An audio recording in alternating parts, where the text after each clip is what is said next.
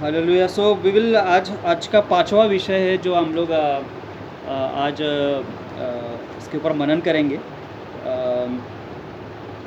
Context जो होता है ना बाइबल में, जो संदर्भ होता है बाइबल में, कोई भी पैसेज हम जब पढ़ते हैं, बाइबल में कोई भी अध्याय हम पढ़ते हैं, सो उसका कॉन्टेक्स्ट क्या रहता है ये समझना बहुत ज़रूरी है। सो आज का विषय के ऊपर हम लोग मनन करेंगे। So we should not ignore the context of any biblical passage. किसी भी अध्याय का, किसी भी बिब्लिकल पैसेज का कॉन्टेक्स्ट समझना, संदर्भ उसका समझना बहुत ज़रूरी है। एक वचन हम लोग शुरू करेंगे। ये बहुत ज़रूरी है कि हम जो कुछ भी सीखते हैं वो वचन के द्वारा सीखना चाहिए। तो हम लोग एक वचन पढ़ेंगे। पौलुस तिमोथी को एक बात कहता है जो बहुत ज़रूरी है। पौलुस दूसरे तिमोथी 2:15 में आपके लिए पढ़ता हूँ। इट सेज, इंग्लिश में ऐसा लिखा है, be diligent to present yourself approve to God, a worker who does not need to be ashamed, rightly dividing the word of truth। बहुत ज़रूरी है वचन। ऐसा हिंदी में ऐसे लिखा है, मैं आपके लिए पढ़ता हूँ। अपने आप को परमेश्वर के ग्रहण योग्य ऐसा कार्य करने वाला ठहराने का प्रयत्न कर जिससे लज्जित होना न पड़े, और सत्य का वचन को ठीक ठीक समझाए। बहुत इम्पोर्टेंट वचन है ये। Hallelujah. It says rightly dividing the word of truth. बहुत ज़रूरी है कि एक वचन को ठीक तरह से समझाने के लिए पॉल कहता है you need to be very much diligent. ये शब्द यूज़ किया है पॉल ने, बी डिलिजेंट। हालेलुया। अपने आप को ग्रहण योग्य तुझे बनाना है, ताकि तू परमेश्वर के वचन को ठीक ठीक से समझाए। बहुत ज़रूरी है। हालेलुया। और ये एक प्रभु के सेवकों का ये एक उद्देश्य वचन बताने का ही होना चाहिए कि उन्होंने they need to rightly divide the word of truth. ठीक तरीके से लोगों को वचन सुनाना ज़रूरी है। कुछ भी नहीं है, कुछ भी नहीं, पर ठीक तरीके से। It says rightly dividing the word of truth. और यहीं पे बहुत से प्रभु के सेवक गलतियाँ करते हैं। हालेलुया। मैं यहाँ पे ये बाइबल स्टडी, लोग क्या गलती करते हैं इसके ऊपर आधार नहीं है इसका, लेकिन बहुत ज़रूरी है कि एक प्रभु का सेवक होने के नाते मुझे और आपको we should rightly divide the word of truth. Hallelujah. सत्याचं वचन, मराठी में ऐसे लिखा है, तू सत्याचं वचन लोकांना नीट सांगणारा असा प्रभूला ग्रहणीय असा बन। सो बहुत ज़रूरी है कि हमने परमेश्वर के वचन को लोगों को ठीक ठीक से समझाना बहुत ज़रूरी है। राइटली, इंग्लिश में लिखा है rightly dividing the word of truth. कुछ भी नहीं, rightly dividing the word of truth. So that means if there is not if they are not rightly dividing the word of truth, that means they have not interpreted the word of God properly. उन्होंने परमेश्वर के उस अध्याय को, उस context को, उस text को बराबर से इंटरप्रेट करके लोगों को बताया नहीं है। That means there are problems in Bible interpretation. So परमेश्वर के वचन को लोग कैसे इंटरप्रेट कर रहे हैं इन दिनों में, ये बहुत ज़रूरी है। ये अगर गलतियाँ यहाँ पर हम लोग अगर गलतियाँ करते हैं, तो डैट मीन्स जो कॉन्टेक्स्ट है इट बिकम्स अ प्रीटेक्स्ट। इसका हम ट्रांसलेशन मुझे नहीं आता है। हमारा कॉन्टेक्स्ट जो है, जो संदर्भ है, it will become a pretext. Pretext मतलब it is hiding the main reason. Pretext के शब्द का अर्थ है हाइडिंग द मेन रीज़न, मतलब जो सच्ची बात बतानी चाहिए वो लोगों तक नहीं पहुँच रही है। दैट इज़ वाई एक प्रभु का सेवक होने का था पॉल कहता है you need to be very much diligent to rightly divide the word of truth. बहुत ज़रूरी है। हालेलुया। हमको एक बात समझनी है चर्च की, बाइबल जो है, मैं हमेशा लोगों को बोलता हूँ बाइबल ये एक एंशिएंट बुक है, आउटडेटेड नहीं। बाइबल जो है ये एंशिएंट किताब है। एंशिएंट क्यों बता रहा हूँ मालूम है? क्योंकि अगर आप ध्यान से देखो कि यीशु मसीह के आने से पहले ना कुछ 14 साल का गैप है, मतलब from first 5 books of the Bible, from Genesis to Deuteronomy till Malachi, और फिर प्रभु यीशु मसीह का जन्म तक ना कुछ 1400 साल का डिफरेंस है। और फिर अभी से लेकर प्रभु यीशु मसीह जन्म आने तो 2020 साल। तो 1400 2020 साल कितने हो गए? कुछ लगभग 3400 साल का गैप है। और ऐसे 3400 साल का गैप वाली किताब मेरे और आपके हाथ में है। सो इसके लिए मैं वहाँ में बोल रहा हूँ कि Bible is a ancient book. Bible जो है ये एंशियंट को क्या कहते हैं कि ये पुरानी किताब है, आउटडेटेड नहीं, मैं फिर से बता रहा हूँ, ये स्ट्रेस कर रहा हूँ। Bible is an ancient book, outdated नहीं। Hallelujah. So because it is that means Bible के किताबों में और हम में अगर देखा गया पुराने नियम से लेकर अभी तक का कुछ 3000 साल का गैप है। सो दैट मीन्स हमको जब इंटरप्रेट करते हैं बाइबल, कौन सा टेक्स्ट को हम लोग इंटरप्रेट करते हैं, कौन से अध्याय को हम लोग इंटरप्रेट करते हैं, वो इंटरप्रिटेशन राइट होना चाहिए, otherwise we will that would be a pretext. ये कुछ प्रिंसिपल्स मैं आपको बता रहा हूँ इन दोनों में। That would be a pretext मतलब हाइडिंग द मेन रीज़न। कुछ सही बातों को हम लोगों तक ठीक तरह से पहुंचा नहीं रहे, और यही बात पौलुस तिमोथी को समझाता है कि तिमोथी देख तू कि तुझे you have to be very much diligent to rightly divide the word of truth. So even आप अगर बुक ऑफ रेवल्यूशन पढ़ते हो, so it is written 90 years after the Christ ascension. So there is a lot of gap church किताबों में, और हमारी इस generation में हमारे हाथों में जो परमेश्वर का वचन का किताब है उसमें एक बड़ा गैप है।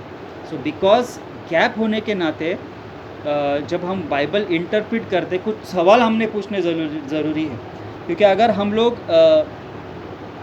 सवाल नहीं पूछते हैं तो हमको उसका राइट इंटरप्रिटेशन नहीं मिलेगा। So what are the questions we need to ask today ना। आज का ये अध्ययन जो है इसके ऊपर ये विषय के ऊपर निर्भर रहेगा कि if I need to rightly divide the word of truth, अगर मुझको सही रीति से ठीक परमेश्वर का वचन बांटना है, तो while I am doing the study of the word of God, कि मैं उसको कैसे इंटरप्रेट कर रहा हूँ। सो हमेशा we need to ask questions.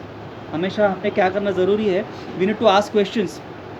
For example सबसे question number 1, who said it, किसने कहा ये।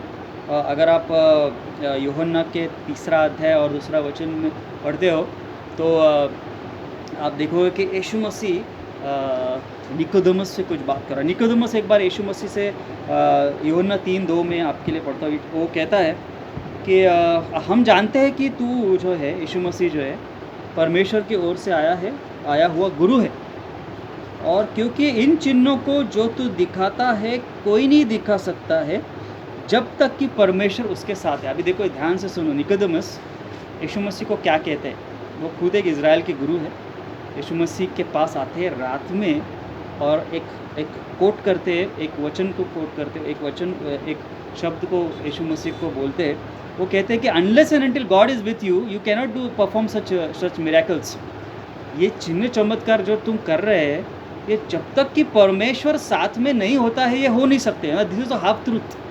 सुनो मैं क्या बोल रहा हूँ। ये जो निकोदेमस यीशु मसीह को कह रहा है कि आपके हाथों से बहुत बड़े चिन्ह चमत्कार हो रहे हैं, ये जब तक नहीं होते कि ये जब तक हो नहीं सकते हैं जब तक परमेश्वर एक व्यक्ति के साथ नहीं हो। This is absolutely a half truth. क्यों मैं बता रहा हूँ it is a half truth? क्योंकि अगर आप पुराने नियम देखोगे, even the Egyptians perform miracles. अगर आप पुराने नियम देखोगे, फिरौन के जो मैजिशियंस थे, even they perform miracles. Was God with them? क्या परमेश्वर उनके साथ थे? हालेलुया। एक लाठी को सांप में बदला इजिप्शियन मैजिशियंस ने जो फिरौन के साथ में थे। Is it a joke to convert a stick into a snake? You tell me, I can understand God performing a miracle कि लाठी का सांप बन सकता है, मैं समझ सकता हूँ, परमेश्वर कुछ भी कर सकता है, पर एक मैजिशियंस भी एक लकड़ी को सांप में बदल सकते हैं, ये भी एक बड़ा चमत्कार है, right? This is how the evil power is. So Nicodemus जो बोल रहे हैं कि चिन्ह चमत्कार परमेश्वर साथ जब तक होता नहीं है तब तक हो नहीं सकते हैं, it is not correct statement. किसने कहा? ये निकोदेमस ने कहा ना। We need to ask question. जब हम टेक्स्ट पढ़ते हैं तो we need to ask question. दूसरा बात हम लोग ये भी, यीशु मसीह ने ये भी बताया कि आखिरी दिनों में अगर आप 24 पढ़ोगे मत्ती का, इट सेज कि आखिरी दिनों में there would be false prophets, there would be false teachers. आमीन। आखिरी दिनों में they will also perform wonders. Not only wonders, ये शब्द लिखा है, they will do great wonders and they would be सिर्फ क्या लिखा है, सिर्फ अद्भुत चीज़ें ही नहीं करेंगे, लेकिन बड़े और अद्भुत चीज़ें करेंगे। ग्रेट वंडर्स नहीं लिखा है, the word of the Lord says they will do great wonders. So Nicodemus ये बात जब कहता है यीशु मसीह को, so is ignorant of some spiritual truths then. बहुत ज़रूरी है कि यीशु मसीह खुद उसको कहते हैं कि तुम इज़राइल का गुरु होने के नाते भी तू इन बातों को समझता नहीं। अगर आप उसके अध्याय में पढ़ोगे, यूहन्ना का 3:10 से 12 अगर पढ़ोगे, तो ये कहता है कि मैं तुमको पृथ्वी की बातें कहता हूँ तो तुम्हें समझ में नहीं आती, मैं तो स्वर्ग की बातें तुम्हें कैसे समझ में आएगी। हम जब भी टेक्स्ट को पढ़ते चर्च, बहुत ज़रूरी है कि हमको परमेश्वर का वचन की समझ हो, और वो परमेश्वर के वचन की समझ होने के लिए we need to ask questions. So this how we need to interpret the word of God. तो निकोदेमस ने कहा हुआ ये शब्द जो है, इसके ऊपर अगर आप ध्यान दोगे तो it is a half truth. Nicodemus lacked biblical understanding. सुनो मैं क्या बोल रहा हूँ। Nicodemus, he lacked biblical understanding. Why? Because what he said to Jesus was half truth. परमेश्वर साथ, तेरे परमेश्वर साथ होने थे, इसके लिए तू चिन्ह चमत्कार करे, it was a half truth. अरे इसके लिए यीशु मसीह कहते हैं कि ये निकोदेमस, तुझे धरती की बातें मैं समझा रहा हूँ और ये तो समझ में नहीं आ रही है, इज़राइल का गुरु होने के बावजूद। बहुत ज़रूरी है church, we lack biblical understand this days and we need to ask God for that wisdom, कि परमेश्वर मुझे पवित्र शास्त्र समझने के लिए ज्ञान का आत्मा और बुद्धि का आत्मा दे। बहुत ज़रूरी है। हालेलुया। सो बहुत ज़रूरी है, हम जब टेक्स्ट पढ़ते हैं तो सबसे पहला हमको क्या पूछना ज़रूरी है, हु सेड इट। जैसा अभी आपको एक उदाहरण बताया यीशु मसीह के बारे में और निकोदेमस के बारे में, तो कैसे we need to ask questions. कि निकोदेमस ने ऐसा सवाल पूछा, तो हमेशा स्क्रिप्चर्स शुड बैलेंस स्क्रिप्चर्स में। पिछले अध्ययन में मैं आपको बताया था कि हमेशा स्क्रिप्चर्स को हमेशा स्क्रिप्चर्स से बैलेंस करना सीखना है हम। Hello, that is what Paul says, rightly dividing the word of the truth. मैं लास्ट टाइम भी आपको बताया था कि Bible itself is the Bibles best commentary. मैं कुछ आपको जो प्रिंसिपल्स बता रहा हूँ चर्च, आप जब अध्ययन करते हो ये प्रिंसिपल्स उसके ऊपर अप्लाई करो, तब आपको बाइबल रीडिंग ये बोर नहीं लगेगा और इट वुड बी इंटरेस्टिंग, है ना। सो सबसे पहला क्वेश्चन क्या पूछना है हमको कि हम जब कोई भी टेक्स्ट पढ़ते हैं कि हु सेड इट ना। आप जब स्कूल्स में थे, मैं और आप, सो हु सेड टू आता था, मालूम है ना। हालेलुया। किसने किससे कहा। हालेलुया। सो बहुत ज़रूरी है हम याद रखें जब हम बाइबल भी पढ़ते हैं। तो first question we need to ask, who said it, किसने कहा। तो निकोदेमस का एग्जांपल मैंने आपको बताया। सो सेकंड क्वेश्चन हमारे जहन में आना चाहिए कि किस व्यक्ति के बारे में कहा या किसको कहा, मतलब टू और about whom was it asked, किससे कहा कही ये बात, बहुत ज़रूरी है चर्च। हम जब ये बात कहते हैं कि ये एक प्रॉमिसेस, बाइबल में बहुत सारे प्रॉमिसेस दिए मुझे और आपको, पर सभी प्रॉमिसेस ये मेरे और आपके लिए नहीं है। सुनो, मैं ध्यान से बता रहा हूँ ये बात। कुछ जनरल प्रॉमिसेस है बाइबल में, काही देवाचे अभिवचन हे जनरल आहे, कुछ प्रॉमिसेस, कुछ अभिवचन परमेश्वर के ये कैसे है, ये जनरल है, it is applicable for everyone. कुछ प्रॉमिसेस जो है पवित्र शास्त्र में, it applies only to Jesus Christ. कुछ प्रॉमिसेस जो है वो केवल यीशु मसीह के लिए थे। कुछ प्रॉमिसेस बाइबल में ये केवल इज़राइल एज अ नेशन के लिए है, वो आपने खुद के लिए क्लेम मत करो। मैं इसके लिए बोल रहा हूँ, बाइबल इंटरप्रिटेशंस में प्रॉब्लम्स है बहुत सारे। हम कैसे बाइबल को इंटरप्रेट कर रहे हैं इन दोनों में, ये समझना बहुत ज़रूरी है।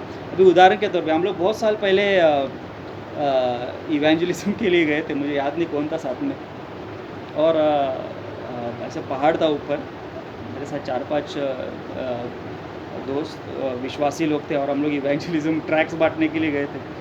और जाने से पहले हम लोग लेट अस प्रे, हम लोग प्रार्थना करें, और प्रार्थना किया। प्रार्थना करने के बाद वो जो मेरे साथ में जो भाई थे, विश्वासी भाई थे, वो उन्होंने कहा, अरे यहाँ पे बहुत मुस्लिम्स और बहुत से अलग भाषा के लोग, अलग अलग बैकग्राउंड्स के लोग रहते हैं, और ज़रा सा सेंसिटिव एरिया है। तो और उसके बाद में उन्होंने कहा ये बात कि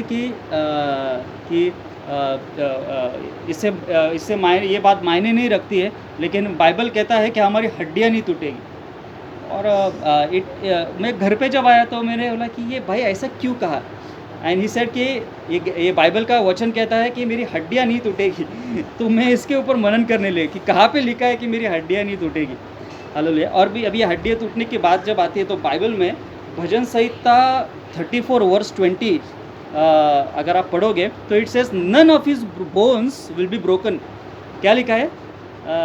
त्याच्या कुठल्याच पण हड्ड्या तोड़ल्या जाणार नाही. None of his bones will be broken. किसके बारे में लिखा है? सो हमको अभी क्वेश्चंस मार्क कैसे क्या क्या प्रोब करना है, हमको क्या देखना है बाइबल जब हम लोग अध्ययन करते हैं कि किस व्यक्ति के बारे में कहा है और या किसको कहा है. हालेलुया.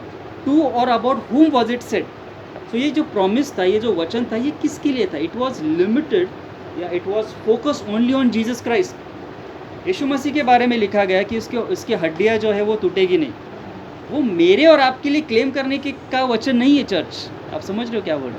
सो इसके लिए मैं बोल रहा हूँ कि कुछ प्रोमिसेस, कुछ अभिवचन ये जेनरिक रहते हैं, कुछ लिमिटेड ये मसीहा के लिए थे, और कुछ जो है ये इज़राइल एज अ नेशन के लिए है बाइबल में.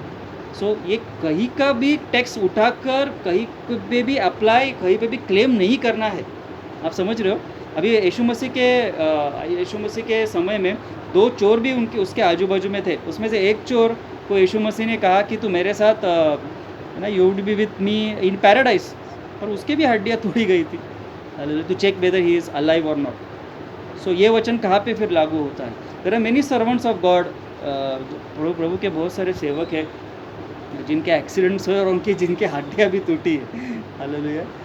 सो चर्च इट इज़ अनबिब्लिक. इसके लिए मैं बोला कि इंटरप्रिट कैसे कर रहे हैं हम लोग बाइबल, ये बहुत मायने रखता है. हालेलुया. आमीन. अगर none of Jesus bones were broken because ना ये जो स्क्रिप्चर था ये फुलफिल होना ज़रूरी था. सो मिसकोटिंग स्क्रिप्चर्स, ये आज इन दिनों में आप देख सकते हो कि ये बहुत प्रचलित हो गया है. मिसकोट कर रहे बहुत सारे वचन जो है विश्वासी. क्यों मिसकोट कर रहे हैं? Because they lack biblical understandings. They don't understand.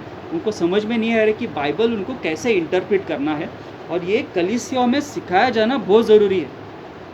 क्योंकि कलीसिया में सिखाया नहीं जाता है कि बाइबल कैसे इंटरप्रेट करना है, लोग जैसा वचन लिखा है वैसे ले लेते हैं. सो इसके लिए हम बहुत ज़रूरी है कि सवाल पूछे खुद को. मैं जैसा बताया आपको कि first question we need to ask who said it. Second question अभी हमने पढ़ा to whom was it said. तो ये इट रिलेट्स टू पर्सन. मैं पहला जो प्रश्न था हु सेड इट. दूसरा जो प्रश्न था अभी मैंने जैसा आपको बताया कि टू और about whom was it said. ये सवाल पूछना. सो किसको संबोधित किया था वो ना, किस व्यक्ति को संबोधित किया था, ये सवाल पूछना बहुत ज़रूरी है. थर्ड क्वेश्चन, तीसरा सवाल हमने पूछना है व्हेन वाज इट सेड. कब कहा गया, ये बहुत ज़रूरी है. वो वचन, वो स्पेसिफिक वचन कब कहा गया. देखो अभी बहुत अच्छा अध्याय है ये, बहुत अच्छा अध्याय है ये. मत्ती का 10 आपके लिए पढ़ता हूँ. मत्ती का 10 और 9 और 10 वचन में आपके लिए पढ़ता हूँ. इट सेज, इंग्लिश में लिखा है कि प्रोवाइड नाइदर गोल्ड और silver not copper in your belts nor bag for your journey nor 2 tunics nor sandal nor staff for a worker is worthy of his food. Hindi में ऐसे लिखा, तू ना तो सोना चांदी न तांबा रखना और न ही यात्री के लिए झोला, यहाँ तक कि न 2 कुर्ते और न जूते और न लाठी लेना, क्योंकि मजदूर अपने भोजन का अधिकारी है. ऐसे लिखा है. अभी आप लोग ये देखोगे कि यीशु मसीह 12 चेलों को बुलाते हैं और 12 चेलों को बुलाकर उनको सुसमाचार बताने के लिए कहते हैं. सवाल अभी हम लोग क्या पूछना है, व्हेन वाज इट सेड. तो आपको ये अध्याय पूरा पढ़ना पड़ेगा. ये कब कहा गया बाइबल से? ये तब कहा गया जब यीशु मसीह अपने चेलों को गाँव में भेजते हैं. कौन से गाँव में भेजते हैं? बाइबल कहता है, अगर आप मत्ती का उसके पहले अगर आप पढ़ोगे, this is how you need to read the word of the Lord. Church सुनो भी ध्यान से. एक टेक्स्ट को आप जब पढ़ते हैं, अगर नहीं समझ में आता है तो उसके ऊपर क्या लिखा है, उसके बाद में क्या लिखा है ना, उसका बैकग्राउंड क्या था, ये जानना बहुत ज़रूरी है. हालेलुया. जैसे मैंने आपको कहा कि बाइबल जो है ये एंशिएंट किताब है, तो बहुत ज़रूरी है हमें सवाल पूछना ज़रूरी है, because there is a gap. So मत्ती का 10 और 5 और 6 वचन क्या लिखा है मैं आपके लिए पढ़ता हूँ. It says, go to the lost sheep of Israel. यीशु ने कहा, गैर यहूदियों के पास न जाना, और ना सामरियों के किसी नगर में प्रवेश करना। इसकी अपेक्षा इज़राइल के घराने के खोई हुई भेड़ के पास जाना। इसका मतलब यीशु मसीह चेलों को इज़राइल लोगों को के पास जाने के लिए कह रहा है, और इज़राइल लोगों के लिए जाने के लिए कहने के लिए वो कहता है कि कुछ भी मत लो, ना सैंडल लो, ना ट्यूनिक्स लो, ना झोला लो, ना पैसा लो। क्यों? क्योंकि इज़राइली लोगों को मालूम था how to honour a man of God. आप समझ रहे हो? They knew the law and the precepts कि they need to support such people with their substance. बहुत ज़रूरी है। क्यों मैं बता रहा हूँ कि क्योंकि बाइबल में ऐसे जो लोग जो सेवकाई के लिए सेवकाई करते थे, बाइबल सेज कि देयर वाज अ लॉ कि they need to support such people. बहुत ज़रूरी है। हालेलुया। तो इसके लिए यीशु मसीह, क्योंकि वो लोगों को इजरायली लोगों के पास भेजा गया था, तो he knew that the people will support them with every substance they needed. बहुत ज़रूरी है। अभी आप जब लूका का 22 पढ़ते हो, अभी सुनो ध्यान से, लूका का 22 पढ़ते हो 35 और वर्स 36, इसमें यीशु मसीह ने क्या कहा पढ़ो। अभी देखो, मैं आपके लिए पढ़ता हूँ, इसलिए ऐसे लिखा है। उसने उनसे कहा कि जब मैंने तुम्हें बिना थैली बिना चप्पल भेजा, तो क्या तुम्हें किसी बात की कमी हुई? उन्होंने कहा किसी भी वस्तु की नहीं। उसने उनसे कहा परंतु अब जिसके पास ऐसे लिखा है कि जिसके पास जिसके साथ लेकर जाओ उसी प्रकार झोला भी लेके जाओ, ऐसे लिखा है। और जिसके पास तलवार नहीं, अपने वस्त्र को बेचकर एक मोल ले लो। अब यीशु मसीह कह रहा है कि कुछ वस्तुएं लेके जाओ। पहले के अध्याय में हम लोग मत्ती का 10 में हम लोग पढ़ रहे हैं, मत्ती का 10 में हम लोग पढ़ रहे हैं कि इज़राइल के पास भेजने के समय पर यीशु मसीह उनको कह रहा है कोई भी चीज़ लेके मत जाना। अब गैर यहूदियों के पास जब वो भेज रहा है, गैर इज़राइलियों के पास भेज रहा है, वो कह रहा है सब कुछ लेके जाओ। आप समझ रहे हो? सो बहुत ज़रूरी है। बाइबल हम लोग जब पढ़ते हैं तो ये सवाल पूछना कि व्हेन वाज इट सेड, तो आपको इंसिडेंट्स मालूम होने चाहिए। हालेलुया। मैं फिर से आपके लिए लूका का 22 और 35 और 36 पढ़ता हूँ। लूका का 22 और उसने कहा जब मैंने तुम्हें बिना बटुआ, बिना थैली, बिना चप्पल के भेजा था, तो क्या तुम्हें किसी बात की घटी हुई? मतलब ये बता रहा है मत्ती का 10 जो हमने अभी पढ़ा। उन्होंने कहा किसी भी वस्तु की कमी नहीं पड़ी, क्योंकि आपने हमको कहाँ पे भेजा था। So place matters. कहाँ पे भेजा था? किस व्यक्तियों के पास भेजा था? इज़राइली लोगों के पास भेजा था। अभी बाइबल क्या कहता है? अभी वो क्या बोल रहा है? अब उसने कहा परंतु अब जिसके पास बटुआ हो साथ लेके जाओ, उसी प्रकार झोला भी ले लो। सो अभी क्या बोल रहा है वो? कि अभी झोला ले लो, अभी बटुआ ले लो। अब मैं तुमको गैर यहूदियों के पास भेज रहा हूँ। बहुत ज़रूरी। ये स्क्रिप्चर्स लोग कभी कभी किधर भी अप्लाई कर लेते हैं। वो कहते हैं कि हम लोग अभी पूर्णकालीन सेवा में हैं, तो परमेश्वर ने हमको कुछ भी लेके जाने के लिए कहा नहीं। हमको सब कुछ जो चीज़ें बाय फेथ करनी है। This is wrong interpretation. तो पवित्र शास्त्र हम जब पढ़ते हैं तो चर्च में इसके लिए बोलो कि बैलेंस स्क्रिप्चर विद स्क्रिप्चर। ये अगर आप प्रिंसिपल्स कुछ फॉलो करोगे तो आपको पता चलेगा कि we will not misinterpret the word of the Lord. पहले जब यीशु मसीह ने भेजा तब इज़राइली लोगों के पास भेजा कुछ भी सामान नहीं लेकर, मतलब न बटुआ, न थैली, न सैंडल, न कपड़े। क्यों? क्योंकि the Israelites knew the law that we need to support them with the substance. बाद में जब लूका में हम लोग पढ़ा, लूका का 22 में पढ़ा, तब वो यीशु मसीह कहते हैं आप सब कुछ लेके जाओ, क्योंकि अब मैं तुमको गैर यहूदियों के पास, अब मैं तुमको जेंटाइल्स के पास भेजता हूँ। People who do not know the law, who do not know the word of the Lord. आप समझ रहे हो? तो दैट मीन्स हम जब बाइबल का वचन जब पढ़ते हैं तो we need to ask questions. So this the third question was when was it ask. पहला क्वेश्चन क्या पढ़ा हमने कि हु किसने पूछा। सेकंड क्वेश्चन हमने पढ़ा to whom was it asked। Third question हमने पढ़ा when was it asked।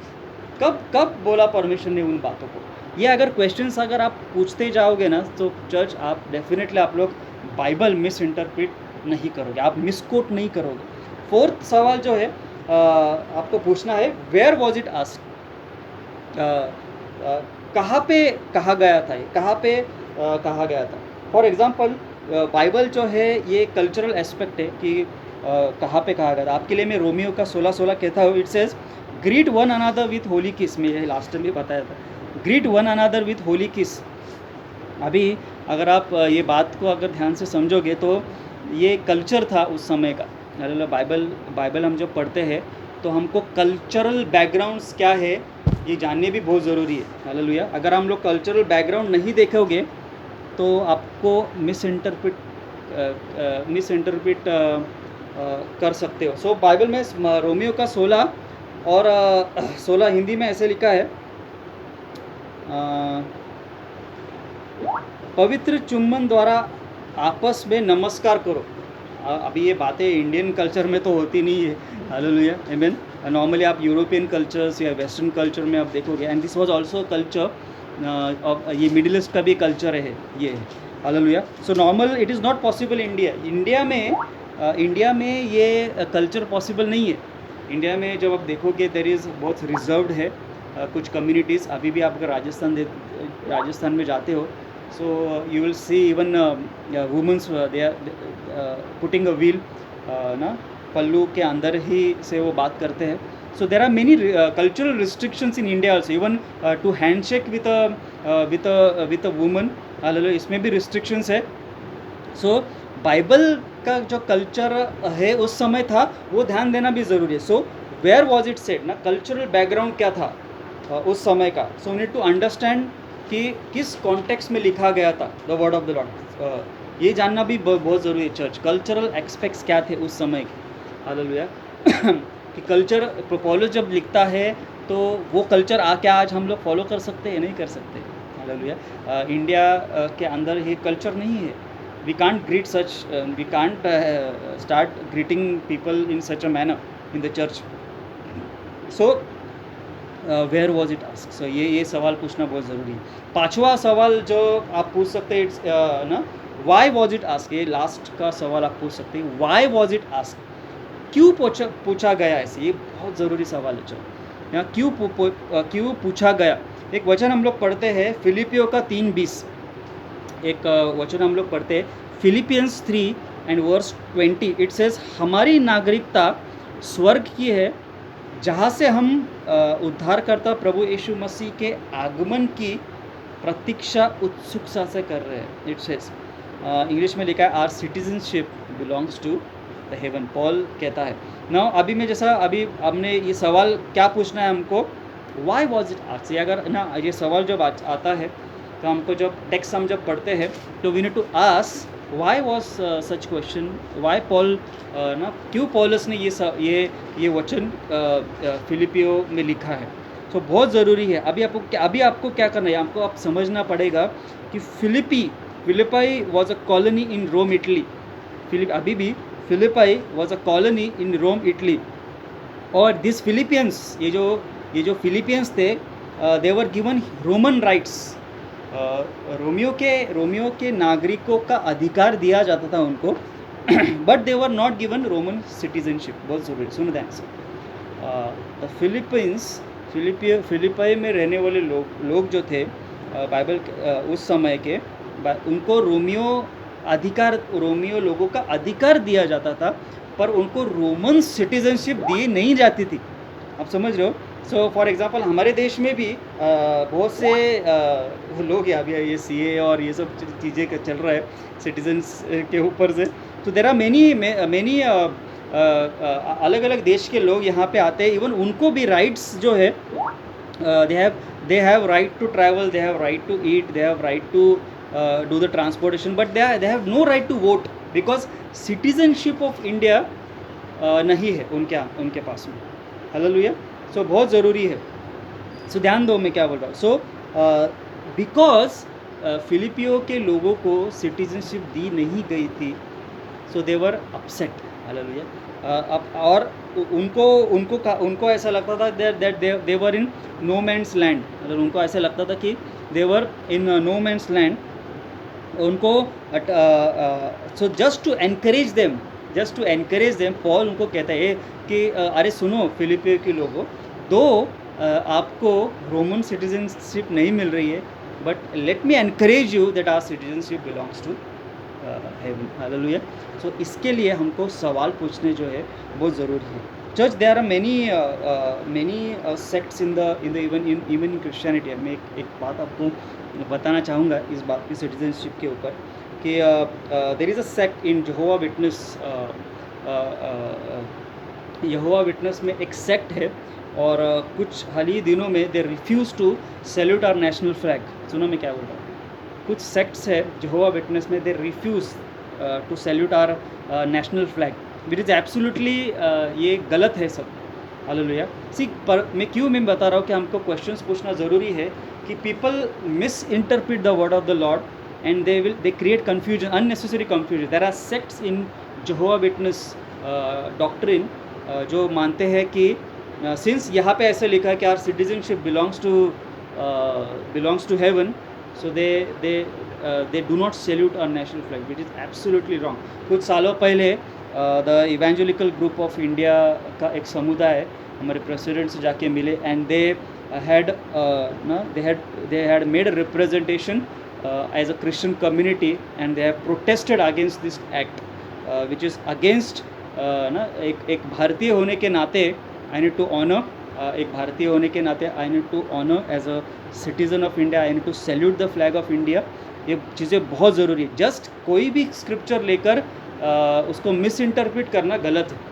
मैं क्यों बता रहा हूँ, क्योंकि एक भारतीय होने के नाते I should be proud and I should honour, hallelujah, as an Indian citizen.